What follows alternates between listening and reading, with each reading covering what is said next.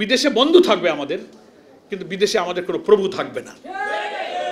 বিদেশে আমাদের বন্ধু থাকবে, আমরা সকলের সাথে সুসম্পর্ক রাখবো, কিন্তু আমাদের প্রধানমন্ত্রী কে হবে, নির্বাচনে কে যাবে আর যাবে না তা যদি একটা দেশের পররাষ্ট্র সচিব এসে এখানে উকালতি করে, এরা কি বন্ধু? এরা হচ্ছে শত্রু, এরা প্রভুত্বের ভূমিকা পালন করে।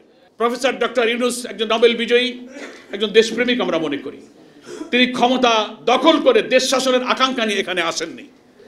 এই লোকটার মাথা যেন নষ্ট করা না হয়, চারিদিকে যারা ঘিরে থেকে তাকে কেন্দ্র করে যার যার পারপাস সার্ভ করার কাজে ব্যস্ত আছেন, তাদেরকে দেশ এবং জাতির দিকে তাকাতে বলবো। এই স্বাধীন বাংলাদেশের অখণ্ডতা, এই অস্তিত্ব এবং এগুলো রক্ষার জন্য আমাদের দেশে অনাকাঙ্ক্ষিতভাবে কিছু কিছু কর্পোরেট হাউস, কিছু মিডিয়া হাউসে বসে বসেও কিন্তু গোপন ষড়যন্ত্র হয় যে কি করে আমাদের জাতিসত্তার অগ্রগতিকে নিশ্চিহ্ন করা যাবে। আজকে 52 থেকে 24-এর এই দীর্ঘ গণ অভ্যুত্থানের আন্দোলনের অপ্রতিরোধ্য বাংলাদেশের এই ছোট্ট ইতিহাস তুলে ধরে আজকের যে সেমিনার হচ্ছে, আমি সেখানে দুঃখের সাথে বলতে চাই, বাংলাদেশের যত গণমাধ্যম, সাংবাদিকতা যারা করছেন তারা আপনারা আমাদের ভাই, এদেশের নাগরিক, আপনারা দেশপ্রেমিক আমরা বিশ্বাস করি, কিন্তু আপনাদের কোনো ভূমিকা, কোনো কথা, কোনো লেখনী, কোনো কথা যদি আধিপত্যবাদী শক্তির পক্ষে যায়,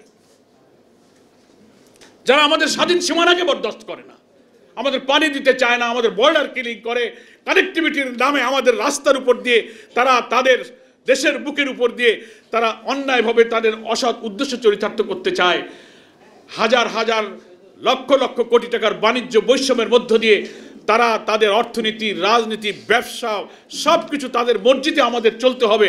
আর আপনাদের লেখনীতে যদি তাদের ইচ্ছা পূরণ হয়, বুঝতে হবে আপনারা কাদের সেবাদাস, কাদের দোসর।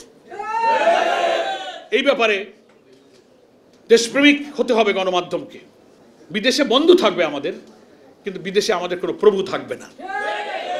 বিদেশে আমাদের বন্ধু থাকবে, আমরা সকলের সাথে সুসম্পর্ক রাখবো, কিন্তু আমাদের প্রধানমন্ত্রী কে হবে, নির্বাচনে কে যাবে আর যাবে না তা যদি একটা দেশের পররাষ্ট্র সচিব এসে এখানে উকালতি করে, এরা কি বন্ধু?